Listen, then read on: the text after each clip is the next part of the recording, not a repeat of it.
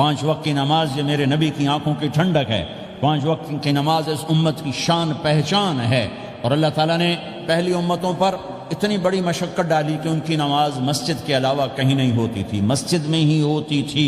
ہمارے لیے کتنی آسانی کر دی، جاب میں ہے مصلی بچھا نماز پڑھو، چلو مصلی بھی کوئی نہیں، زمین دیکھ اس پر کوئی گندگی تو کوئی نہیں ہے، بس زمین بھی تیرے لیے پاک ہے، چل نماز پڑھا۔ اور آسانی کر دی، پانی کوئی نہیں ہے، کوئی بات نہیں، مٹی میں ہاتھ مار، منہ پہ مل، پھر ایک ہاتھ مار، یوں کر، چل نماز پڑھ، میں تیری قبول کروں گا۔ یہ کسی امت کے ساتھ یہ نہیں ہوا، انہیں وضو ہی کرنا تھا چاہے پانی 50 میل پر موجود ہو۔ اور ہمارے لیے پانی کوئی نہیں ہے، چلو تیمم، مٹی میں ہاتھ ہمارا یوں کیا، پھر ہاتھ ہمارا ایک یوں کیا، ایک یوں کیا، چل بھائی اللہ اکبر قبول۔ عمار بن یاسر رضی اللہ تعالیٰ عنہ سفر میں تھے، ان کو نہانے کی ضرورت ہو گئی، نائٹ فال ہو گیا، تو انہوں نے سوچا کہ ویسے تو آدمی کو وضو کی ضرورت ہوتی ہے تو خالی منہ پہ ہاتھ مارا اور یوں کونیوں تک، لیکن مجھے تو غسل کی ضرورت ہے، تو خالی اس سے تو کافی نہیں ہوگا۔ تو انہوں نے کپڑے اتارے، اکیلے تھے، ریت کے اوپر کبھی یوں لیٹے، کبھی یوں لیٹے، کبھی یوں لیٹے، 3-4 دفعہ یوں یوں اور یوں یوں رول ہوتے ہوتے پھر انہوں نے نماز پڑھی۔ آئے اللہ کے نبی کی بارگاہ میں، یا رسول اللہ مجھے رات کو نہانے کی ضرورت پڑ گئی، تو میں نے کہا وضو کے لیے تو خالی یہ 2 دفعہ کرنا کافی ہے، تو یہ تو نہانا تھا، تو میں تو ریت میں خوب رول ہوتا رہا۔ میرے نبی نے انما یکفیک ضربتان، ارے سیدھے بندے عمار، اس کے لیے بھی اتنا ہی کافی تھا کہ تو یوں کرتا اور یوں کرتا اور تو پاک ہو جاتا۔ اللہ نے اس نبی کے طفیل، اس محبوب مصطفیٰ صلی اللہ علیہ وسلم کے طفیل، اللہ نے کیا کیا سہولتیں اور آسانیاں ہمیں عطا فرمائیں۔ پھر نماز 4 کی 2 رکعت کر دی کہ بھئی تم مسافر ہو 2 پڑھو، روزے میں سفر میں روزہ معاف کر دیا، بعد میں رکھ لینا، بعد میں رکھ لینا، قضا کرنے کو حکم، بالکل چھوڑنے کا نہیں۔ اور کہا کہ بھائی مریض ہو چھوڑ دو، مسافر ہو چھوڑ دو، اور نماز 2 رکعت کر دو، سنتیں چھوڑ دو۔ ابن عمر رضی اللہ تعالیٰ عنہ بیٹھے تھے تو انہوں نے 2 رکعت پڑھ کے بیٹھ گئے، تو ان کے خادم نے کہا سنتیں نفل نہیں پڑھو گے؟ کہا اگر پڑھنا تو 4 فرض پڑھتا میں، میرے اللہ نے معافی دے دی تو میں کیوں پڑھوں؟ میرے نبی نے سفر میں سنتیں نہیں پڑھی کبھی، اپنی امت کو سہولت دینے، فجر کی سنتیں 2 پڑھتے تھے، اس کے علاوہ سنتیں نہیں پڑھی تاکہ میری امت کو سہولت ہو، آسانی ہو۔ ایک دفعہ بارش ہو رہی تھی اور کوئی جگہ نہیں تھی نماز پڑھنے کے لیے، تو آپ نے اپنی اونٹنی کو آگے کیا اور اس پر بیٹھ گئے، بیٹھے ہی تھے، پیچھے صحابہ نے اونٹنیوں پر ہی صفیں بنائیں، اور یہ نماز اونٹنی پہ بیٹھ کر ادا کی گئی۔ بارش کے اندر نماز اونٹنی کے اوپر نماز بھی ہو گئی، رکوع بھی ہو گیا، سجدہ بھی ہو گیا، سلام بھی ہو گیا۔ پہلی امتوں کے لیے نہیں تھا، سجدہ ہی کرنا پڑے گا۔ یہ اللہ کے محبوب مصطفیٰ صلی اللہ تعالی علیہ وسلم کی طفیل، میرے اللہ نے ہم پہ فضل و احسان کیا، تو میرے نبی کی زندگی میں عبادات میں نماز سب سے اعلیٰ نظر آتی ہے، سب سے نمایاں نظر آتی ہے۔ اور پھر بازار میں، گھر میں، دفتر میں، ماحول میں میرے نبی کے اخلاق، یہ زندگی کا دوسرا روشن پہلو ہے۔ میرے نبی کی ساری زندگی 2 لفظوں میں آتی ہے، عبادت اخلاق، عبادت اخلاق، یا 2 اور لفظ، حقوق اللہ حقوق العباد، حقوق اللہ حقوق العباد۔ حقوق اللہ میں نماز سب سے اعلیٰ، اور حقوق العباد میں لوگوں کی برداشت کرنا، لوگوں سے درگزر کرنا، معاف کرنا، جھوٹ سے بچنا، دھوکے سے بچنا۔ میرے نبی سے پوچھا گیا یا رسول اللہ مسلمان کنجوس ہو سکتا ہے؟ ہم نے کہا ہو سکتا ہے۔ یا رسول اللہ مسلمان کمزور ہو سکتا ہے، بزدل ہو سکتا ہے، ڈرپوک ہو سکتا ہے؟ آپ نے کہا ہو سکتا ہے۔ یا رسول اللہ مسلمان جھوٹ بول سکتا ہے؟ آپ نے کہا نہیں، جھوٹ نہیں بول سکتا، جھوٹ نہیں بول سکتا۔ ہاں، الا لعنت اللہ علی الکاذبین، جھوٹوں پہ اللہ کی لعنت۔ اس لعنت کے ساتھ 400 پاؤنڈ بچا لیے، 4000 بچا لیے، 4 ملین بچا لیے، 4 بلین بچا لیے، 4 ٹریلین بچا لیے، ساری دنیا کو بچا لیا، اور اوپر اللہ کی لعنت پڑی تو اللہ کی قسم گھاٹے کا سودا ہے۔ اور سچے ہو گئے، سچ بولا، یہ میں 100 پاؤنڈ کماتا ہوں، لے لو جو لینا ہے اس میں سے، یہ میں 1000 پاؤنڈ کماتا ہوں، لے لو جو لینا ہے، یہ میں 50,000 پاؤنڈ کماتا ہوں، لے لو جو لینا ہے، کہ مسلمان کی زبان سے جھوٹ نہیں نکلتا، سچ ہی بولتا ہے۔ آپ تشریف لے جا رہے ہیں، ایک آواز ہے یا رسول اللہ، آپ نے یوں دیکھا، کوئی نظر نہیں آیا، پھر آواز ہے یا رسول اللہ، تو آپ نے دیکھا کہ ہرنی ڈیئر چھوٹی وہ کھڑی ہوئی، رسی میں بندھی، تو آپ نے کہا کیا ہوا؟ کہا جی آپ کا صحابی مجھے پکڑ کے لایا ہے، میرے چھوٹے چھوٹے بچے بھوک سے رو رہے ہوں گے، آپ مجھے چھوڑ دیں، میں بچوں کو دودھ پلا کے واپس آ جاتا، مجھے پتا ہے میرے اللہ کی تقدیر میرے بارے میں کیا ہے۔ تو آپ نے کہا اگر تو واپس نہ آئی تو پھر تو اس نے کہا مجھے اللہ جہنم میں ڈال دے۔ آپ نے اس کی رسی کھول دی، خود وہیں بیٹھ گئے۔ اس نے دوڑ لگائی اور پہاڑوں میں گم ہو گئے۔ تھوڑی دیر کے بعد وہ دوڑتی ہوئی آئی اور آ کے سر یا رسول اللہ میں حاضر ہو گیا۔ تو آپ نے اس کو باندھ کے وہیں آپ بیٹھ گئے نہیں۔ دیر کے بعد وہ صحابی آئے جنہوں نے اس کو شکار کیا تھا، پکڑا تھا، تو کہنے لگے ان کا یا رسول اللہ آپ یہاں کیسے؟ کہا میں ایک درخواست لے کر آیا ہوں۔ کہا کیا؟ کہ یہ ہرنی مجھے ہدیہ کر دو۔ کہا یا رسول اللہ سب کچھ آپ کا ہے، کہنے بس یہ ہدیہ کر دو۔ یا رسول اللہ حاضر۔ تو آپ نے اس کو لے کر رسی اس کی گردن سے نکالی کہ جا بچی اپنے بچوں کے پاس جا کے خوشی منا، سچ نجات دیتا ہے اور جھوٹ ہلاک کرتا ہے۔ ایک ہرنی جان کی بازی کھیل گئی سچ بولنے کے لیے، تم چند پونڈوں پہ جھوٹ بولتے ہو، ایمان کو برباد کر کے رکھ دیتے ہو۔ مسلمان جھوٹ نہیں بولتا، مسلمان دھوکہ نہیں دیتا، مسلمان کی زبان سے سخت بول نہیں نکلتا، کسی کو بے عزت نہیں کرتا، کسی کو کی بے اکرامی نہیں کرتا، کسی کا دل نہیں توڑتا، کسی کو ذلیل نہیں کرتا، خود سہتا ہے، اوروں کو خوشیاں دیتا ہے، خود دکھ سہتا ہے، اوروں کو راحت دیتا ہے، خود تکلیف سہتا ہے۔ یہ میرے نبی کے اخلاق ہیں، یہ میرے نبی کی زندگی ہے، اور یہ اسلام کا سب سے بڑا چیپٹر ہے اور سب سے مشکل چیپٹر ہے۔ جب میرے نبی نے لمبی نمازیں پڑھی تو اللہ نے روک دیا کہ میرے حبیب ما انزلنا علیک القرآن لتشقى، اتنی لمبی نماز نہ پڑھ کے تو تھک جائے۔ میرے نبی نے تبلیغ میں زور دکھایا تو اللہ نے روک دیا، فلتذهب نفسک علیہم حسرات، میرے نبی اتنا غم نہ کر کے آپ خود ہی آہیں بھرتے بھرتے آپ مر جائیں۔ میرے نبی نے مال سارا خرچ کیا، اللہ نے اس سے بھی روک دیا، ولا تبسطها كل البسط فتقعد ملوما محسورا، اتنا خرچ نہ کریں کہ آپ خود پھر دکھی ہو کے بیٹھ جائیں۔ خرچ کرنا بہت بڑا عمل، تبلیغ سب سے سارے عملوں کا سردار عمل، تبلیغ سے بڑا کوئی کام ہوتا تو اللہ نبیوں کو دیتا، اگر تبلیغ سے بڑھ کر کوئی کام ہوتا تو اللہ نبیوں کو دیتا، گشت سے بڑھ کر کوئی محنت ہوتی تو اللہ نبیوں کو دیتا۔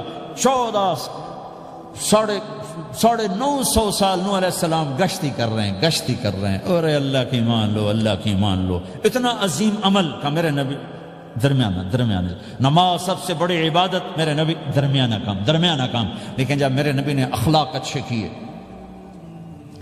دشمن کو معاف کرنا۔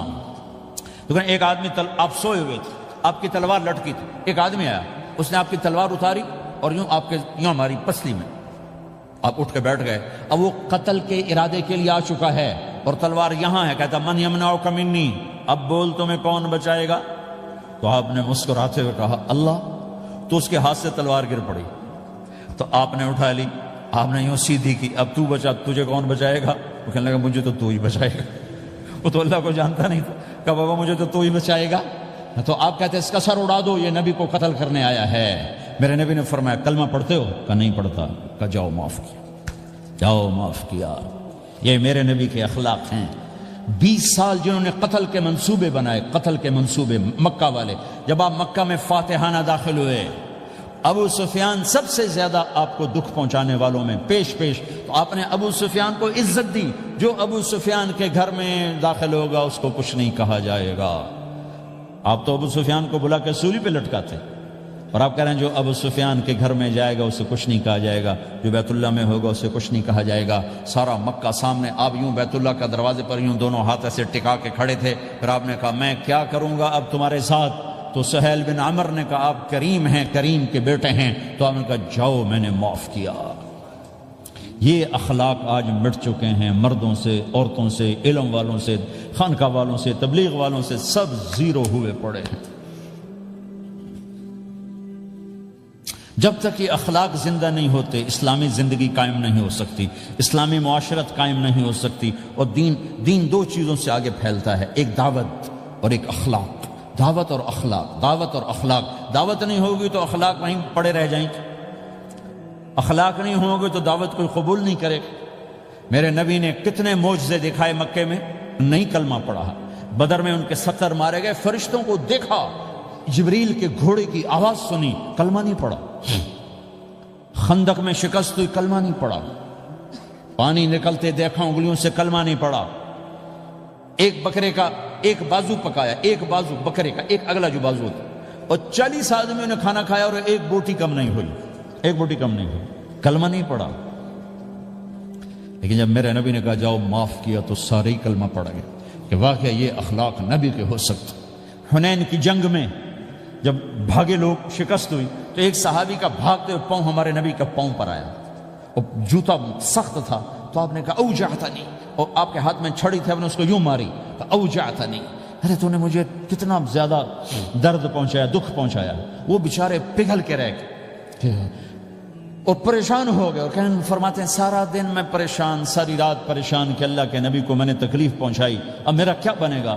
اگلا دن ہوا تو اعلان ہو رہا تھا بھائی جس کا پاؤں نبی کے پاؤں پہ آیا تھا اس کو اللہ کے نبی بلا رہے ہیں۔ تو صحابی کہنے لگے میں نے سمجھا بس اب میری تو دنیا بھی گئی اور آخرت بھی گئی، اب میرے اوپر کیس بنے گا اور مجھے ڈانٹ ڈپٹ بھی ہوگی، میرا کتنا بڑا گھاٹا نقصان ہوگا۔ یہ حاضر ہوئے ڈرتے ڈرتے، تو آپ نے فرمایا میرے بھائی کل میں نے تمہیں چھڑی ماری تھی، وہ مجھے معاف کر دینا، اور یہ 80 اونٹ تمہیں ہدیہ دیتا ہوں، 80 کیملز یعنی 80 پراڈو، 80 رینج روور کا یہ میری طرف سے تمہیں ہدیہ ہے۔ وہ حیران پریشان، یہ میرے نبی کے اخلاق ہیں، یہ میرے نبی کے اخلاق ہیں۔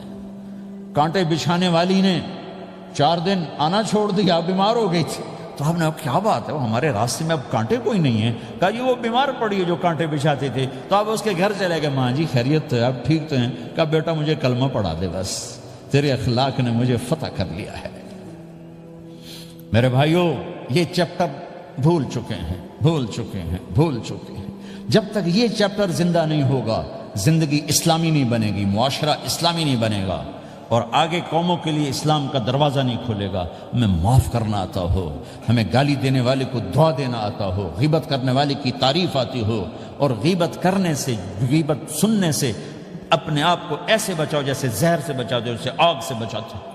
ایک دوسرے کو نفرت کا بول نہ بولو ورنہ ساری زندگی تباہ و برباد ہو جائے گی۔ میرے رب کی قسم، میرے نبی نے کہا ایک زبان کا بول انسان بولتا ہے اور جہنم کی گہرائیوں میں گر جاتا ہے، اور ایک زبان کا بول انسان بولتا ہے اور جنت کے درجات پر چڑھ جاتا ہے۔ یہ زبان بہت طاقتور چیز ہے، میں ہر بیان میں اس کو دہرا رہا ہوں کہ جتنا یہ عمل ختم ہو چکا ہے اتنا کوئی عمل بھی نہیں ختم ہوا ہے۔ اور ایک صحابی ہیں ابو دجانہ۔ کون ابو دجانہ؟ السابقون الاولون من المہاجرین والانصار، اس میں پہلی صف کے صحابہ۔ کون ابو دجانہ؟ جب آپ حج پر گئے تو اپنی جگہ مدینے کا امیر ابو دجانہ کو بنایا۔ ابو دجانہ حج میں شریک نہیں ہوئے کہ آپ نے اپنی جگہ ان کو اپنا نائب بنا کے وہاں کھڑا فرمایا ابو دجانہ میری جگہ پر مدینے کا امیر ہے، یہ وہ ابو دجانہ ہیں۔ کون ابو دجانہ؟ جو جنگ بدر سے لے کر آخری حج تک ہر سفر میں شریک ہیں، ہر سفر میں شریک ہیں۔ ان کی ایک بات میں بتانا چاہتا ہوں، پہلے تھوڑی سی ان کی ہسٹری بتانا چاہتا ہوں۔ کون ابو دجانہ؟ احد کی جنگ میں آپ نے تلوار اٹھائی، کہا اس تلوار کو کون لے گا؟ کئی صحابہ کھڑے ہو گئے۔ آپ نے کہا اس تلوار کا حق کون ادا کرے گا؟ سارے بیٹھ گئے، 3 آدمی کھڑے رہے، ایک زبیر بن عوام، ایک عمر بن خطاب، ایک ابو دجانہ۔ ان کا نام ہے سماک بن خرشنہ، سماک بن خرشنہ ان کا نام ابو دجانہ سے مشہور ہے۔ تو آپ نے تلوار نہ عمر کو دی، نہ زبیر کو دی، ابو دجانہ کو دی۔ تو عمر رضی اللہ عنہ نے تو محسوس نہیں کیا، حضرت زبیر نے محسوس کیا کہ اس کو کیوں دی، مجھے کیوں نہیں دی؟ میں مہاجرین میں سے ہوں، میں پھوپھی کا بیٹا ہوں، میں اس سے دلیری میں کم نہیں ہوں۔ بلکہ حضرت زبیر کی دلیری کی تو دھک تھی، جدھر سلوار چلتی تھی کاٹتی چلی جاتی تھی، کہنے لگا میں دیکھوں گا یہ کیا کرتا ہے۔ تو ابو دجانہ کے پیچھے پیچھے زبیر ہو لیے۔ تو ابو دجانہ نے جو حملہ کیا تو 3000 کا لشکر تھا، اس کو چیر کے پار نکل گیا، پورے لشکر کو کاٹ کے پار نکل گیا۔ اور آگے عورتیں کھڑی تھیں جو مکے کے لشکر کو تیار کر رہی تھیں، نحن بنات طارقی نمشی علی النمارقی مشی القتل بوارقی المسک فی المخالقی المسک فی المفارقی والدر فی المخالقی ان تقبلوا نعانقی وتدبروا نفارقی فراق غیر وامقی۔ یہ گانا گا رہی تھیں اور ان کو تیار کر رہی تھیں۔ تو جب ابو دجانہ کی تلوار نظر آئی تو سب بھاگی، ہندا پکڑی گئی، تو آپ نے یوں اپنی تلوار ہندا کے سر پر رکھی، انہوں نے چیخ ماری، تلوار ہٹا لی۔ تو زبیر پیچھے پیچھے کہ کیا کیا ہے؟ جنگ میں اگر کوئی عورت حصہ لے اسے مارنا جائز ہے، ویسے جائز نہیں ہے، عورت کو، بچے کو، بوڑھے کو ہاتھ لگانا جائز نہیں ہے۔ تو انہوں نے کہا تلوار کیوں نہیں چلائی؟ کہا میرے محبوب کی تلوار ہے، عورت کے خون سے رنگین کر کے اس کی شان نہیں گھٹانا چاہتا، یہ میرے نبی کی تلوار۔ پھر واپس ہوئے، پھر اٹیک کیا اور پھر مجمع کو چیر دیا۔ سامنے ایک آدمی آ رہا تھا ہاتھی کی طرح، اتنا لمبا موٹا تازہ، تو زبیر کہنے لگے میرے جی میں آیا کبھی اس کی ٹکر ہونا پھر میں دیکھوں ابو دجانہ کیا چیز ہے۔ تو اللہ کا کرنا ایسا ہوا ابو دجانہ دونوں آمنے سامنے ہو گئے، تو وہ ایسے شاہ سوار تھے کہ دونوں طرف کے لشکر ذرا تھم گئے اور وہ دونوں بھڑ گئے۔ ابو دجانہ کے اپنے جوہر، اس پہلوان کے اپنے جوہر، غبار اٹھا، مٹی اٹھی، اور اس کی اپنی طاقت، ان کی اپنی طاقت، انہوں نے ابو دجانہ کو اس نے زخمی کر دیا۔ ابو دجانہ نے جو جوش میں آ کے ماری تلوار، اس کو لگی یہاں، تو اتنی طاقت سے لگی کہ اس کے نیچے اتر کر 2 ٹکڑوں میں تقسیم کر دی۔ یوں ماری تو ایک حصہ ادھر ایک حصہ، پھر یوں دیکھا اور اپنے چہرے سے لوہے کی ٹوپی اتاری، وما ترى انا ابو دجانہ، کیا دیکھ رہے ہو؟ میں ہوں ابو دجانہ، تلوار صحیح لی ہے میں نے، غلط نہیں لی۔ یہ ابو دجانہ ہیں۔ اور جب شکست ہو گئی احد کی جنگ میں، اور پھر 10-12 آدمیوں نے آپ کو گھیرے میں لیا ہوا تھا، ان میں ایک ابو بکر تھے، عمر تھے، علی تھے، طلحہ تھے، زبیر تھے، سعد بن ابی وقاص تھے، اور سہل بن حنیف تھے، عبادہ قتادہ بن نعمان تھے، اور ابو دجانہ تھے رضی اللہ تعالی عنہم۔ ان میں سے ایک ابو دجانہ بھی تھے، اور یمامہ کی جنگ میں ابو دجانہ شہید ہوئے، یمامہ کی جنگ میں شہید ہوئے۔ یہ ابو دجانہ کی تھوڑی سی سیرت آپ کے سامنے آئی ہے۔ اس کے بعد اب آپ ان کے قول کو سنو تاکہ اس کا وزن آپ کے سامنے آئے۔ یہ بدر کے شریک ہیں، اللہ کے نبی نے کہا بدر کا صحابی جو مرضی کرے بخشا گیا۔ یہ صلح حدیبیہ کے شریک ہیں، اللہ نے قرآن میں کہا لقد رضی اللہ، میں ان سے راضی ہو گیا۔ یہ صحابی ہیں، اللہ نے کہا کلا وعد اللہ الحسنی، اے میرا نبی تیرے ہر صحابی کے لیے جنت کا وعدہ ہے۔ اور اب یہ کیا کہتے ہیں؟ یہ کیا کہتے ہیں لوگو؟ ان ارجع عملی عند، لوگو میرے پاس، ابو دجانہ میرے پاس بخشش کا سب سے بڑا عمل جانتے ہو کیا ہے؟ بدر نہیں، احد نہیں، حدیبیہ نہیں، خندق نہیں، خیبر نہیں، فتح مکہ نہیں، آخری حج نہیں۔ کیا ہے؟ کیا ہے لوگو؟ ان ارجع عملی عندی، میرے پاس آخرت میں بخشش کا سب سے بڑا عمل بس ایک ہے کہ ما آذیت احدا بلسانی، میں نے اپنی زبان سے کبھی کسی کو دکھ نہیں پہنچایا۔ ولا اجد فی قلبی غلا لاحد، اور میرے دل میں کسی کے لیے بغض کوئی نہیں ہے، بس یہ میری بخشش کا عمل ہے۔ تو بھائیو، نبی کے اخلاق میں 2 چیزیں لے لو، ایک زبان سے کسی کو دکھ نہ دو، ایک دل میں کسی کا بغض نہ رکھو۔ اللہ کی قسم بغیر حساب کتاب کے جنت میں جاؤ گے۔ بڑے بڑے جنید بغدادی اور بڑے بڑے معرفت والے تمہیں دیکھتے رہ جائیں گے، تمہاری رفتار اتنی تیز ہوگی کہ تمہیں وہی پکڑ سکے گا جس کا یہ 2 عمل تم سے زیادہ اچھا ہوگا۔ جس روڈ پہ رش ہوتا آپ وہاں سے گاڑی ہٹا لیتے ہو، ادھر نہیں جانا، ادھر رش ہے، وہ سائن وغیرہ آپ کو آ جاتے ہیں کہ ادھر بلاک ہے، ادھر نہیں جانا، ادھر جانا ہے۔ تو جہاں روڈ پہ رش ہوتا ہے تو قیمتی سے قیمتی گاڑی کی رفتار بھی آہستہ ہو جاتی ہے، اور جہاں روڈ خالی ہوتا ہے تو پرانی گاڑی بھی بھاگے جا رہی ہوتی ہے۔ ہمارے یہاں پرانی گاڑی ہوتی ہے نا، پرانی بسوں کے پیچھے لکھا ہوتا ہے نہ انجن کی خوبی نہ ڈرائیور کا کمال، خدا کے سہارے چلی جا رہی ہے۔ اور جس کے پاس ایسی گاڑی ہو، نہ انجن کی خوبی نہ ڈرائیور کا کمال، تو اگر اس کو روڈ خالی مل جائے تو وہ تو مرسیڈیز والے سے پہلے پہنچے گا، رینج روور والے سے پہلے پہنچے گا، بینٹلی والے سے پہلے پہنچے گا، رولز رائس والے سے پہلے پہنچے گا، جو وہ تو پھنسی کھڑی اور اس کا روڈ ہی خالی ہے۔ تو میرے بھائیو، یہ میں ایک مثال دیتا ہوں، عبادات کی روڈ پہ بہت رش ہے، نمازی بے شمار ہیں، روزے دار بے شمار ہیں، عمرے والے بے شمار ہیں، حج والے بے شمار ہیں، اور تہجد گزار بے شمار ہیں، علماء بے شمار ہیں، حافظ بے شمار ہیں، ذکر والے بے شمار ہیں، بہت رش ہے، تبلیغ والے بے شمار ہیں، لیکن جو اخلاق والا روڈ ہے نا، یہ خالی پڑا ہے۔ اس پہ موٹر زوکی پہ چڑھ کے آ جاؤ تو سب سے آگے نکل جاؤ، سائیکل پہ چڑھ کے آ جاؤ تو سب سے آگے نکل جاؤ، کہ روڈ ہی خالی ہے، اخلاق کا روڈ خالی ہے۔